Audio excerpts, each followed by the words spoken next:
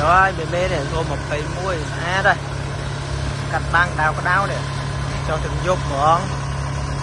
bà tía ơi lệ hạt chân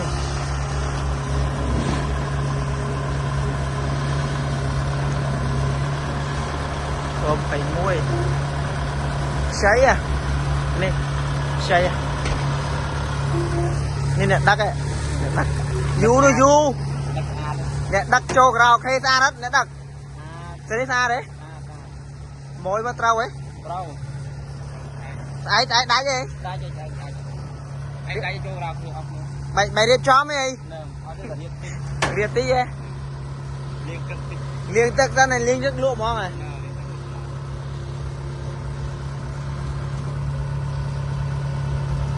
không cả rồi mấy à mấy à run bông tích